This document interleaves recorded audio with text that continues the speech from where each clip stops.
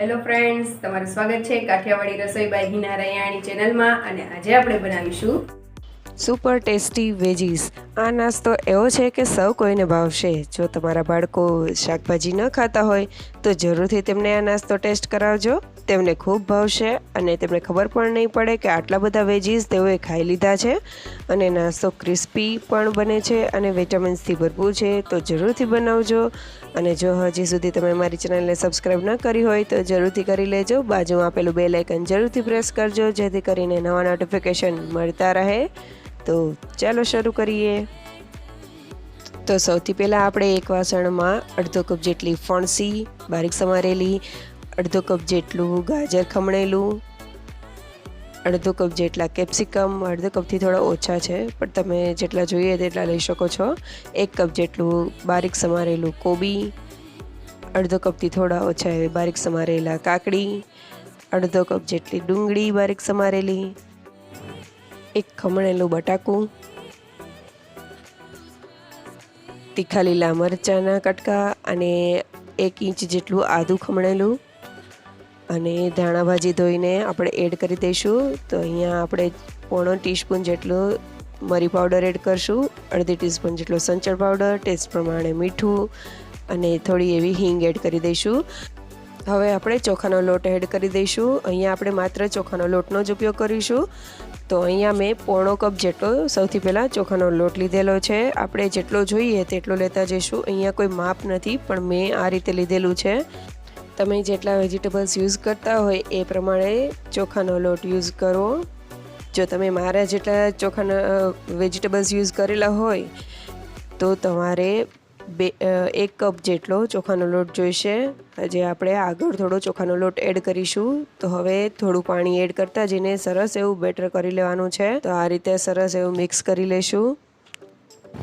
અહીંયા તમે કોઈ પણ વેજીટેબલ્સ એડ કરી શકો છો. એવું નથી કે ફક્ત મેં જેટલા વેજીટેબલ એડ કર્યા એટલા જ તમારે આમાં ટમેટાં, બ્રોકલી, દૂધી ખમણીને એડ કરવી હોય તો એ પણ કરી શકો છો. જો તમે ટમેટાં લેતા હોય તો તમારે અંદરથી બીજનો ભાગ, પાણીવાળો ભાગ કાઢી નાખવો અને બારીક સમારી લેવા. અને જો દૂધી ઉપયોગ કરતા હોય તો બારીક એવી ખમણીને લઈ લેવાની. એ પણ બહુ જ સારો એવો ટેસ્ટ આવશે. અહીંયા આપણે બીજા કોઈ મસાલા યુઝ કરતા નથી, માત્ર મરી પાવડર અને મીઠું અને જે તીખાશ માટે મરચાંનો ઉપયોગ કરેલો છે. તો અહીંયા મેં તીખું અને મોડું મરચું બે એવી રીતે લીધેલું છે. મારા ટેસ્ટ પ્રમાણે તમે તમારા ટેસ્ટ પ્રમાણે તીખું મોડું લઈ શકો છો. તો ટોટલ અહીંયા આપણે 1 કપ જેટલો ચોખાનો લોટ અને 1.25 ગ્લાસ જેટલું પાણી એડ કરેલું છે. અહીંયા આપણે આ બેટરને એવું બનાવવાનું છે કે આપણે જે લોઢી કે તવા ઉપર મૂકીએ તો સરસ રીતે ફેલાઈ જાય, કે તૂટે નહીં. વચ્ચેથી ક્યારે જ્યારે આપણે ઉથલાવીએ ત્યારે તૂટે નહીં, એવી રીતે કરવાનું છે. તો હવે થોડું બીટ ખમણેલું લઈ લેશું. બીટને આપણે બેટરમાં એડ નથી કરવાનું, કારણ કે બીટ જો એડ કરીશું તો જે બેટર છે એનો કલર પિંક થઈ જશે, એટલા માટે. તો સૌથી પહેલાં આપણે તવા ઉપર થોડું તેલ ગરમ કરી દઈશું અને 2 ચમચી જેટલું બેટર લઈ લેશું અને આ રીતે સરસ એવું રાઉન્ડ શેપ થઈ જાય એવી રીતે પાથરી દઈશું. આ વેજીસને આપણે મીડિયમ ફ્લેમ ઉપર શેકવાની છે. તો એકદમ સરસ ક્રિસ્પી થઈ જાય એવી રીતે શેકવાની છે. તો ઉપરથી થોડું તેલ એડ કરી દઈશું અને ઉપર થોડું એવું બીટ ઉપર લગાવી દઈશું. બીટ લગાવવાથી શું થશે કે કોઈને ખ્યાલ પણ નહીં આવે અને કલર પણ ચેન્જ નહીં થાય, કેમ કે આ ભાગ જે છે એ પાછળની સાઈડ જતો રહેશે એટલા માટે. અને ટેસ્ટ પણ આવી જશે અને હેલ્ધી પણ બની જશે. અને જો આ બેટરમાં તમારે ગરમ મસાલો એડ કરવો હોય તો પણ કરી શકો છો. અહીંયા આપણે બીજા કોઈ મસાલા એડ કરેલા નથી, માત્ર મરી પાવડર અને તીખા લીલા મરચાં લીધેલા છે, એટલે ટેસ્ટ પણ બહુ સારો આવશે. બીજા કોઈ મસાલાની જરૂર નથી. એક વખત જો આ રીતે તમે બનાવશો તો બધાને બહુ જ ભાવશે. જો તમારે કોઈ બીજા મસાલા એડ કરવા હોય તો તમે કરી શકો છો તમારા ટેસ્ટ પ્રમાણે. પણ આમનામ પણ આ વેજીસ બહુ ટેસ્ટી લાગે છે. તો એક વખત જરૂરથી ટ્રાય કરજો. અને આ વેજીસ તમે નોનસ્ટિક પેન પર પણ કરી શકો છો. એવું નથી કે તવા ઉપર જ કરવી. નોનસ્ટિક પેનમાં તે ચીપકશે પણ નહીં અને સરસ એવી ક્રિસ્પી બની જશે. તો એમાં પણ એક વખત ટ્રાય કરો. અને હવે આપણી તૈયાર છે વેજીસ. તો તેને લઈ લેશું અને હવે આપણે બીજી વેજીસ બનાવી લેશું. આ ઉપર અડધી ટેબલ સ્પૂન જેટલું તેલ એડ કરીશું.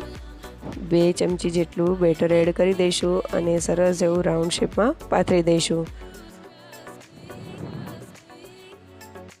આ રીતે ધીમે ધીમે પાથરવાથી બહુ જ સરસ એવું રાઉન્ડ શેપ તમારે થઈ જશે.